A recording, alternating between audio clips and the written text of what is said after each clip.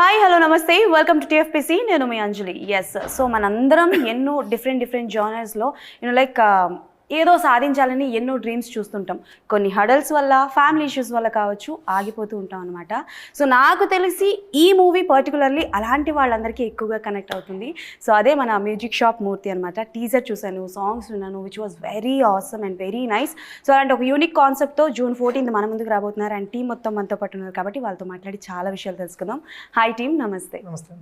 First of all అయితే congratulations అనే చెప్తా, బికాస్ ఈ కాన్సెప్ట్ అన్నది యూత్తో పాటు చాలా మంది ఎవరైతే అనుకున్నది సాధించలేకపోతారో వాళ్ళందరికీ ఒక ఇన్స్పిరేషన్ అని అనొచ్చు. So captain of the ship మీతో స్టార్ట్ చేస్తాం. అసలు ఈ కాన్సెప్ట్తో మీ డెబ్యూ చేయాలని ఎందుకు అనుకున్నారు? వై?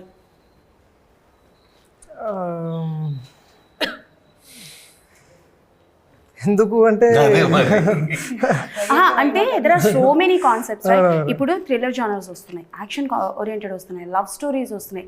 బట్ ఇవన్నీ కాకుండా ఒక ఇన్స్పిరేషన్ లాంటిది అంటే లైక్ మీకు ఎవరైనా ఇన్స్పిరేషన్ ఉన్నారా? అంటే బేసిక్గా చెప్పే కథలో మనకి సోల్ ఉండాలండి. అది లేనప్పుడు మనం ఎంత చెప్పినా సరే అది మనస్ఫూర్తిగా చెప్పలేము, అది సరిగ్గా రాదు కూడా. ఇప్పుడు ఈ కథ రాసేటప్పుడు ఏంటంటే నాకు అంటే 100% నాకు ప్రాణం కనబడింది దాంట్లో. ఈ క్యారెక్టర్లు నిజమైతే అంటే సినిమాలో నిజమైతే ఎంత బాగుంటుందో అనిపించింది. సో అది బాగా ఇష్టపడ్డాను కథని, ఆ డెప్త్ని కానీ ఏదైనా కానీ. సో దాని గురించి ఈ కథను ఎంచుకోవడం జరిగింది. సో ఏ కథ అయినా మొదలవడానికి ఏదో ఒక సిచ్యువేషన్ కారణం అవుతుంది. మీ మూవీలో కాన్సెప్ట్ వచ్చేసి డీజే కదా. సో రీసెంట్లీ డీజే కాన్సెప్ట్ మీద మూవీ వచ్చింది, డీజే టిల్లు. బాగా సక్సెస్ అయింది, ఈవెన్ సెన్సేషన్ క్రియేట్ చేసిందని చెప్పొచ్చు. సో అది చూసాక ఏమైనా ఐడియా వచ్చిందా, ఏమైనా థాట్ వచ్చిందా ఇలాంటిది? డీజే టిల్లు రిలీజ్ అవ్వకముందే, యాక్చువల్గా ఆ టైటిల్ పెట్టకముందే మేము ఇయర్స్ ఓకే ఇంకా ఎర్లీగా అండి. యాక్చువల్గా ఇయర్ కరెక్ట్గా చెప్పలేదు కానీ యాక్చువల్గా డిజిటల్ అనేది ఇంకా ఉంది, అది బయటకు వస్తుంది అనేది కూడా ఎవరికి తెలియదు, మాకు తెలియదు. యాక్చువల్గా 2017-2019 టైంకి స్క్రిప్ట్ రెడీ ఉంది. Okay, so this was a story from then before digital. 2017 to 19 was it before? అంతేనండి. డిజిటల్ చూసాక ఏమైనా అనిపించిందా అరే మన కాన్సెప్ట్ అది? లేదండి, యాక్చువల్గా మేము అందరం వెళ్ళాము. డీజే టిల్లుని వచ్చింది, సినిమా బాగుంది అంటున్నారు, ఏంటి డీజే గురించి అని వెళ్తే యాక్చువల్లీ మేము సాటిస్ఫై అయ్యాం. అంటే డీజే టిల్లు అని పేరు పెట్టారు, character DJ profession, but story అంతా డిఫరెంట్గా ఉంది కదా. సో మనకి దానికి సంబంధం లేదు అని కొంచెం రిలీఫ్ అయ్యాం మేము. Okay done. మూర్తి గారు మీరు ఎలా ఫస్ట్ థింగ్ ఎక్స్పీరియన్స్ చెప్పండి. అంటే ఇప్పటివరకు చాలా డిఫరెంట్ క్యారెక్టర్స్ చేశారు. పోలీస్గా చేశారు, విలన్గా చేశారు, అండ్ నాకు తెలిసి మంచి రోజులు వచ్చే దాంట్లో father character, emotional driving father character చేశారు. ఇన్ని క్యారెక్టర్స్ చేసి ఇప్పుడు ఇందులో కష్టం ఏదనిపించింది మీకు? నాకు ఏది కష్టం అనిపించదు. డీజే నేర్చుకున్నారా మరి? సినిమా చూడు. చూస్తాను సార్, బట్ ఎక్స్పీరియన్స్ చెప్పండి. సినిమా చూసిన తర్వాత నీకు తెలిసింది డీజే నేర్చుకున్నాడా ఏం చేశాడు అనేది. అంటే ఆయన ఏదన్నా సరే మనం ఆయనకి చూపించగలిగితే ఇలా ఉండాలి సార్ ఇలా అంటే ఆయన వెంటనే పట్టేసుకుంటారని. పెద్ద కష్టమేం కాదు. ఆయన ఇందాక అన్నారు వేరే ఇంటర్వ్యూలో, ఆయన బేసిక్గా ఫండమెంటల్గా ఆయన నటుడు.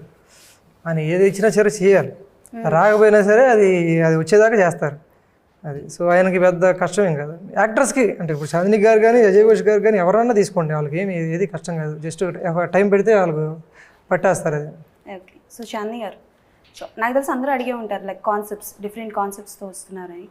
గామిలో చాలా ఎక్స్పెరిమెంట్ చేశారు మీరు చెప్పాలంటే. అంటే లైక్ నాకు తెలిసి ప్రమోషన్స్లో చెప్పడం ఏంటంటే మంచుకొండల్లో you are the only one women with them, like వాళ్ళందరితో ఉండేవారని.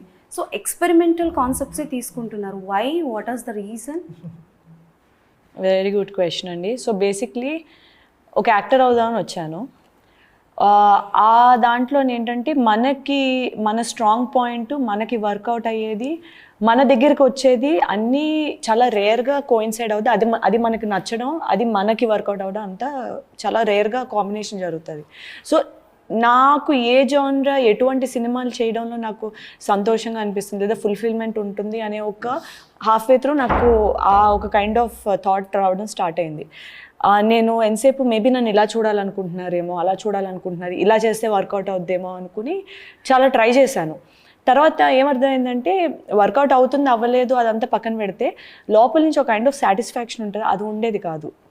సో దట్ ఈస్ వెన్ నేను సరే ఇలా డిఫరెంట్గా ఏదైనా ఎక్సైటెడ్గా అనిపించిన క్యారెక్టర్ స్టోరీస్ ఉన్నప్పుడు I started picking that up. Of course pick చేసిన ప్రతిదీ వర్కౌట్ అవ్వాలని లేదు, కానీ వర్కౌట్ అయినా అవ్వకపోయినా నాకు ఒక సంతోషం ఉండేది లోపల, ఒక కైండ్ ఆఫ్ ఫుల్ఫిల్మెంట్ ఉండేది.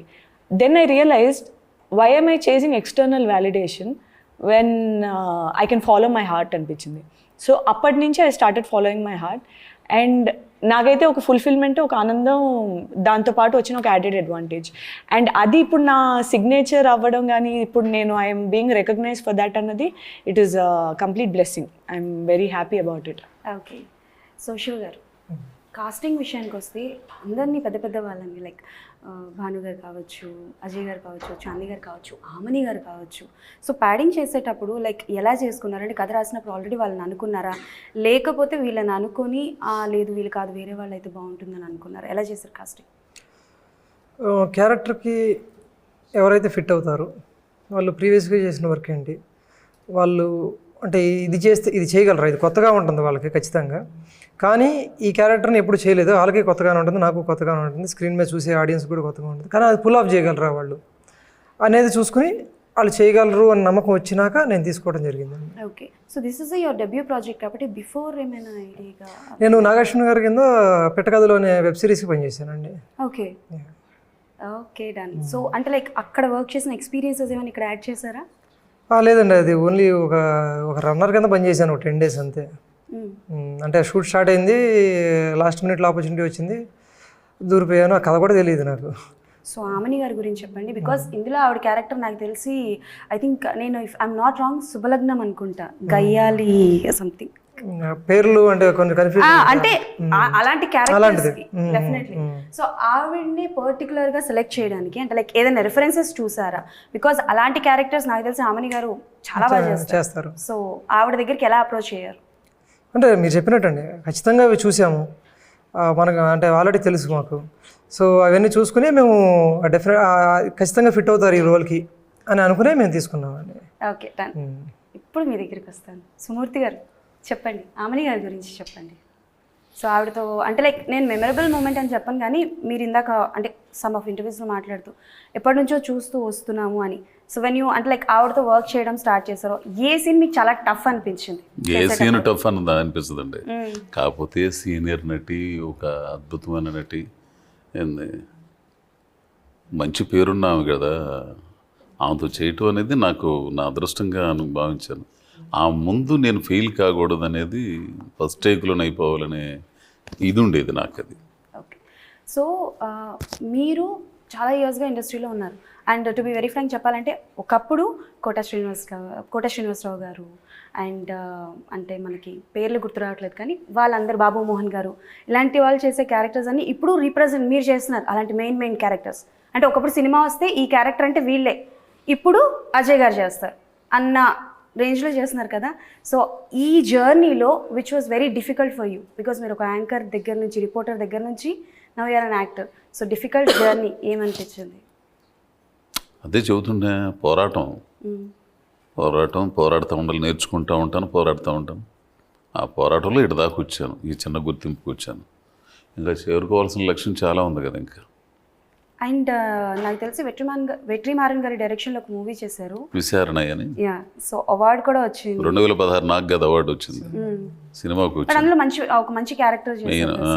సో ఆ ఎక్స్పీరియన్స్ ఒక్కసారి ఏం చెబుతాం, అద్భుతం కదా. నేను విన్నది నిజమో కాదో చెప్పండి. అంటే లైక్ షూటింగ్కి పిలిచారు, బట్ సంథింగ్ మీరు చేసే అది అంటే షూటింగ్ కాకుండానే మీకు చెప్పకుండానే షూట్ చేశారు అని, అది నిజమో అబద్ధమో నాకు తెలియదు, కొంచెం క్లారిటీ. అంటే వాళ్ళు కొంచెం మనిషి ఇడిగా ఎట్లా ఉంటాడు అనేది షూట్ చేసుకున్నారు అంతే. మన వాళ్ళే చెప్దామని ఫిక్స్ అయ్యారు, నేను ఎంత లాగాలన్నా లాగలేకపోతున్నా. One question sir, music shop Murthy అనేది స్ట్రగల్ పడుతూ తన కళ నెరవేర్చుకోవాలి అన్న కాన్సెప్ట్ కదా. ఇప్పట్లో ఎవరినైనా మీరు అలాంటిది చూసారా? ఒకవేళ ఈ టైటిల్ ఇప్పట్లో ఉన్న ఆర్టిస్టులు ఎవరికైనా ఇవ్వాలి అనుకుంటే ఎవరికి ఇస్తారు ఇన్స్పిరేషన్గా? ఆఫ్కోర్స్ అప్కమింగ్, అంత కష్టపడి అంత జిల్లుండి ఎన్ని సంవత్సరాలైనా సరే కళ నెరవేర్చుకోవాలి అనుకున్న వాళ్ళకి ఎవరికైనా ఇస్తారా? కొంతమంది ఉన్నారండి ఇంకా స్ట్రగుల్ అయిన వాళ్ళు.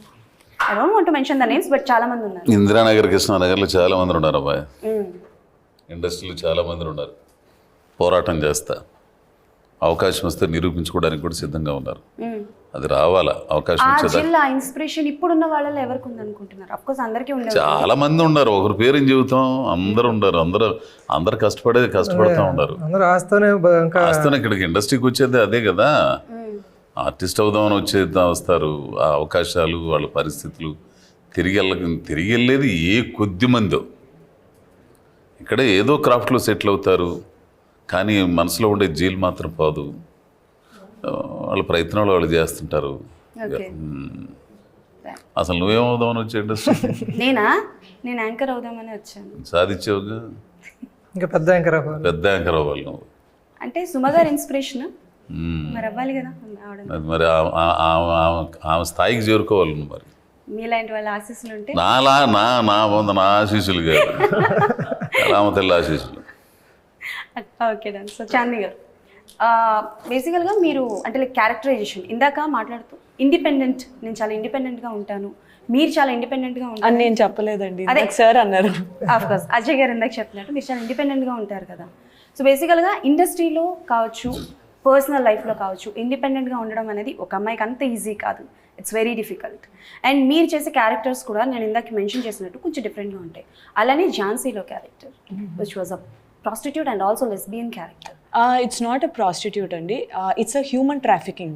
అదే హ్యూమన్ అమ్మాయిల్ని కిడ్నాప్ చేసి చిన్నప్పుడు వాళ్ళని ఒక ఇంట్లో బంధించేసి వాళ్ళని అక్కడే పెంచి వాళ్ళని అమ్మేస్తారు. So it's not prostitution, it's human trafficking. That was the core of it. అలాంటి సమయంలోని తనకి చుట్టుపక్కల నుంచి అన్ని సమస్యలు ఉన్నప్పుడు తనకి ఫ్రెండ్ అయ్యే ఒక క్యారెక్టర్ ఝాన్సీ అనే అమ్మాయి.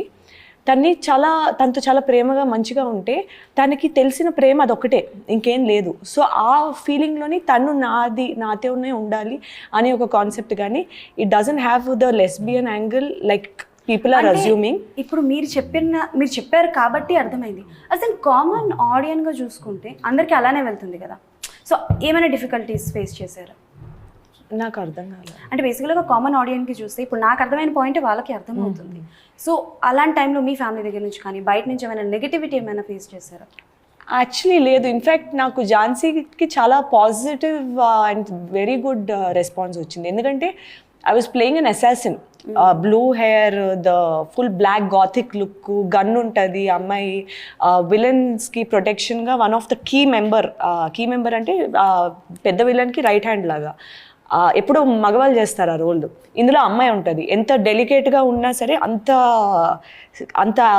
What you say, she so strong. అమ్మాయి స్నైపర్స్ వేసేస్తుంది, చూసే ముందే వాడిని వేసేస్తుంది.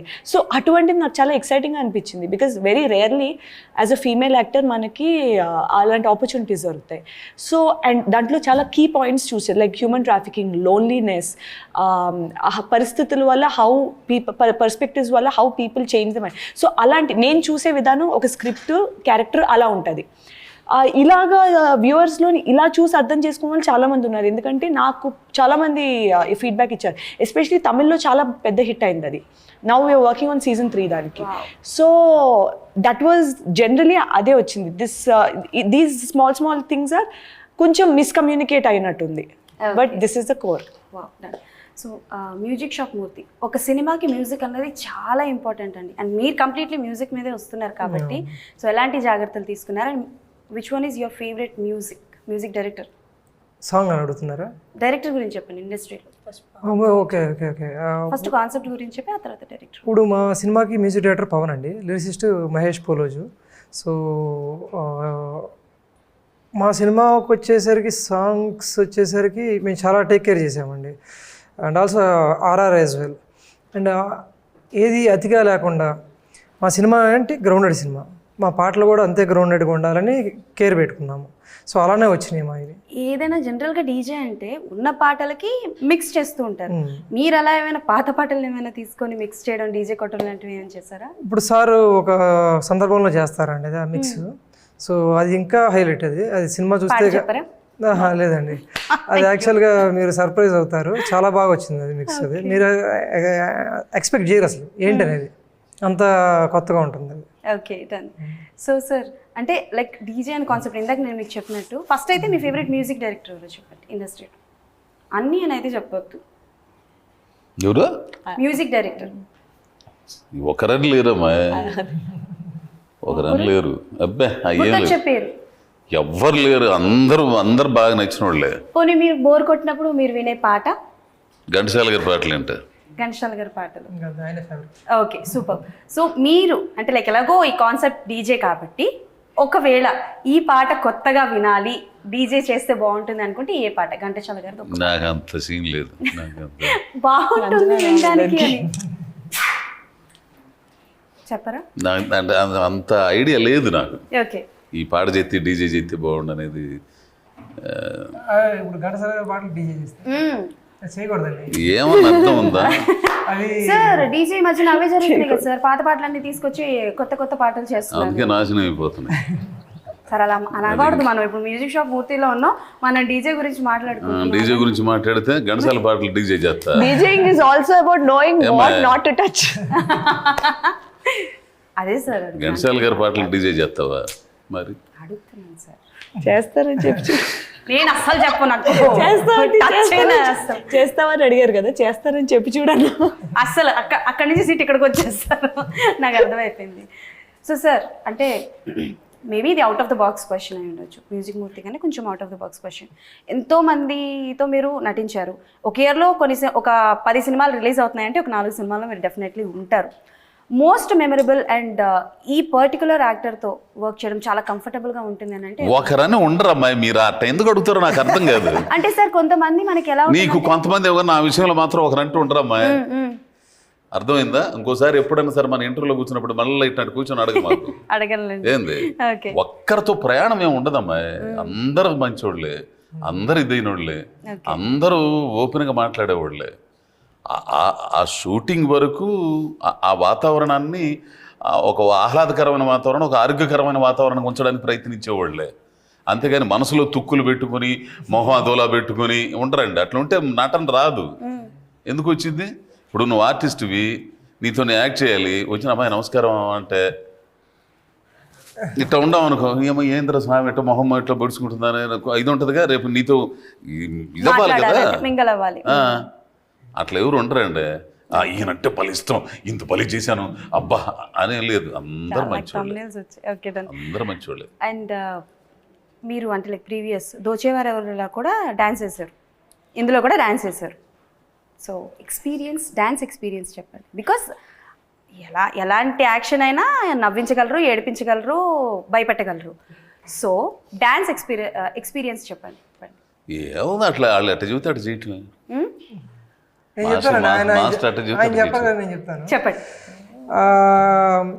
బేసిక్గా ఫస్ట్ ఆయన చాలా ఇది వద్దంటారు, ఇబ్బందిగా వద్దు అని చెప్తారు. కానీ తర్వాత ఒకసారి డ్యాన్స్ మాస్టర్ వచ్చి ఇదండి స్టెప్ అని కానీ వెంటనే ఒక 5 minutes, లెస్ దాన్ 5 minutes వాళ్ళ సింగిల్ టేక్ అంతే ఇచ్చేస్తారు. అండ్ ఆల్సో బాగా ఎంజాయ్ చేస్తారు, మా నమ్మకం. ఒకటి ఇప్పుడు ఫస్ట్ నాకు పాట ఉందని నాకు తెలియదు. పాట లేనప్పుడు నేను ఫస్ట్ టైం ఆ డీజే అన్నీ, ఆ పబ్బు, ఆ లైట్లు గీట్లు, ఆ హంగామా, ఈ ఆడోళ్ళు ఇక్కడ దాకా ఇవన్నీ వ్యవహారాలు చాలామంది అంటే సినిమా కోసం పబ్ కల్చర్ అట్టు ఉంటుందిగా. చూసిన వాళ్ళందరితో డ్యాన్స్ వేయాలా, నేను వీళ్ళందరితో ఇటు స్వామి నేను వేయాలా అంటే మీరు వేయాలండి స్టెప్ అన్నారు. అవసరమా, దీనికి అవసరమా, సినిమాకి అవసరం అంటే వేసేస్తాం, చేయటానికే కదా వచ్చింది అంతే. కాకపోతే ఏంటంటే ఓకే డన్. సో ఫైనల్గా మీరు మ్యూజిక్ మూర్తి గురించి చెప్తే నాకు ఫైనల్ ఒక క్వశ్చన్ ఉంది, అడుగుతాను. చెప్పు, నువ్వు ఆ ఫైల్కి వచ్చిన అడుగు. ఫైనల్ క్వశ్చన్ అడగనా? సో బేసికల్గా కొన్ని సినిమాల్లో ఓకే అజయ్ గారు ఉన్నారు కాబట్టే సినిమా ఉంది, లేకపోతే లేదు అని అన్న సినిమాల్లో ఒకటి మంగళవారం. అండ్ నాకు తెలిసి నెక్స్ట్ మ్యూజిక్ మూర్తి. ఇంకా చూడలేదు నువ్వు? సార్ టీజర్ చూసాను కదా సార్. నేను టీజర్ చూసి సినిమా చూస్తావా? చెప్పాలి మరి, తప్పదు మనం. సో ఎస్ సార్, దాని గురించి చెప్పండి. అంటే లైక్ ఒక క్యారెక్టరైజేషన్ మీ దగ్గరకు వచ్చినప్పుడు దానికి సంబంధించి ఎలాంటి వర్కౌట్స్ చేస్తుంటారు మీరు? లైక్ నాకు మంగళవారం గురించి అడుగుతున్నావా? మ్యూజిక్ షాప్లో మంగళవారం గురించి అడుగుతున్నావు? అడగాలి కదా మరి, రెండు ఎంతో స్టార్ట్ కదా. చాలా అజయ్ భూపతి గారు నా కథ చెప్పి నా క్యారెక్టర్ చెప్పేటప్పుడు అవన్నీ లేవు. తీరా లొకేషన్కి వెళ్ళిన తర్వాత ఖాళీగా కూర్చుండేవాడిని 18 రోజులు. అప్పుడప్పుడు ఒక సీన్ వచ్చేది, అప్పుడప్పుడు ఒక సీన్ వస్తుంటే ఏందా మాటలన్నీ ఉండే, ఫిగర్ల గురించి మాట్లాడేది. రూపాయిన్నర ఫిగర్, 5 రూపాయల ఫిగర్, 50 రూపాయల ఫిగర్ ఇట్ట. ఏందయ్యా ఇది నా చేత ఇట్ట చెప్పిస్తావేంది అసలు అంటే, సార్ మీరు చూడండి సార్, సినిమా చూడండి సార్, ఏంది అక్కడ ఒక సీన్ అక్కడ ఒక సీను, ఓ 2 డైలాగులు చెప్పింది సినిమా చూసేది ఏంది సార్, అర్థం కావట్లేదని నేను కూడా ఈయన అన్నట్టు ఆయన తిట్టుకునేవాడిని. కో డైరెక్టర్ ఉండేవాడు దుర్గానైతే అసలు కొట్టడం తక్కువ నేను. ఏంది అట్లా అంటే మంచి ఫ్రెండ్ మీ ఇద్దరు చిన్నప్పటి నుంచి, అంటే ఇక్కడికి వచ్చి బాధపడే దగ్గర నుంచి మీ ఇద్దరం ఒకే సమకాలికలో ఉన్నట్టు. ఉండు నీకు తెలియదులే, ఆయన ప్లాన్ ఉంటుంది. ఏం ప్లాన్ ఉండేదే, అప్పుడు ఒక డైలాగ్ చెప్పించి ఆ ఫిగర్ దీని ఫిగర్, దీని రేటు ఇదే అనేవాడిని. తీరా చూస్తే సినిమాలో అయితే అంటే ఒక డైరెక్టర్ వ్యూ ఎట్లా ఉంటుంది అనేది అదో ఉదాహరణ. అజయ్ భూపతి గారు వ్యూ ఎన్ని మాట్లాడుతున్నా కానీ మీకు తెలీదు, ఉండండి చూద్దరు గారిగా అంటాడు ఆయన. చూసేది తీరా సినిమా చూస్తే తెలిసింది. ఒక్కో సీన్ పేలిపోయినాయి అన్నీ. నాగమడి దగ్గర కానీ 50 రూపాయలకి నీ దగ్గర అవుతుందనే ఆలోచిస్తున్నానంట డైలాగులు కానీ. నా పక్కన లక్ష్మణ అద్భుతంగా నటించాడు గుడ్డోడుగా. సార్ ఇప్పుడు మ్యానరిజం ఉంది కదా, చెప్పే విధానం మ్యానరిజం, అది ఎవరు ఇప్పుడు భూపతి గారు చెప్పారా లేకపోతే మీరు? భూపతి ఇట్లా ఉంటే బాగుంటుందని నేను దాన్ని ఏం చేసేది. ఎక్కువగా ఏంటంటే ఆ ఈస్ట్ వెస్ట్ ఉంటాయి కదా. సార్ సరదాగా ఇప్పుడు ఒకవేళ ఆ క్యారెక్టర్ మా మ్యూజిక్ మూర్తి మూవీ చూడండి అని చెప్తే ఎలా చెప్తారా, కొంచెం చెప్తారా? జహబుద్దు నాకు అదే అక్కడే తేడా కొడుతుంది. ఇప్పుడు ఒకటి నీకు విషయం చెబుతా అంటావా, సినిమా ఒక ఉదాత్తమైన సినిమా, అది జీవితానికి సంబంధించిన సినిమా. నువ్వు టేజర్ చూశానన్నావు, టేజర్ చూసిన తర్వాత నీకు ఒక అభిప్రాయం కలిగితే మళ్ళా మంగళవారం క్యారెక్టర్తో ఇది చెప్పించు, అక్కడే తేడా అవుతుంది మీతో నాకు. అదే నేను ఇచ్చేది. ఇప్పుడు కొంచెం అల్లరి చిల్లరగా కొంచెం జోయిల్గా ఉండే సినిమాకి మీరు అడిగేటప్పుడు అడిగితే అవి ఇంకా అడగచ్చు, ఇంకా ఇప్పుడు మంగళవారం ఉంది దాన్ని అడిగి ఇంకా అడగచ్చు. అట్లాంటి సినిమాలకి ఇది ఒక జీవితానికి సంబంధించి, ఒక ఎమోషనల్కి సంబంధించి, ఒక కుటుంబానికి సంబంధించి ఏంది అది చేసేటప్పుడు నీ ఇది కూడా నీ ప్రెజెంటేషన్ కూడా అదే విధంగా ఉండాలంటాను నేను. అది దానికోసం ఇందులో ఇదిగో ఆ 2 ఆడపిల్లలు, దయానంద రెడ్డి గారు, ఆ పిల్లోడు నా అసిస్టెంట్, అందరూ అద్భుతంగా చేశారు అమ్మాయి. అంటే నటించడం కాదు, సహజంగా ఉంటుంది చూసారా, సహజంగా ఉండడం, ఆ సహజత్వంతో కూడుకుంది. నటించారని కాదు, అసలు వాళ్ళు నిజంగా మామూలుగా చేశారు, అంతే నిజంగా చేశారు అది. Okay done. So finally 14th June release. ఏంది నువ్వు నీ తెలిసిన వాళ్ళందరినీ తీసుకొని ఏంది జూన్ 14వ తారీఖు సినిమా హాల్కి వెళ్ళి చూసి మళ్ళా నా దగ్గరకు వచ్చి ఏమయ్యా ఎట్లా ఉంది సినిమా, ఎట్లా ఉంది అట్లా ఉంది అప్పుడు అడుగు. గుర్తుంచుకుంటారా నన్ను? Okay done. సో అది సంగతి అనమాట. 14th June definitely music shop Murthy అందరూ థియేటర్స్కి వెళ్ళి చూసి ఎలా ఉంది ఏంటి అని కింద కమెంట్స్ మెన్షన్ చేయండి. మళ్ళీ ఇంకో ఇంటర్వ్యూలో కలుసుకుందాం. అప్పటి వరకు కీప్ వాచింగ్ TFPC.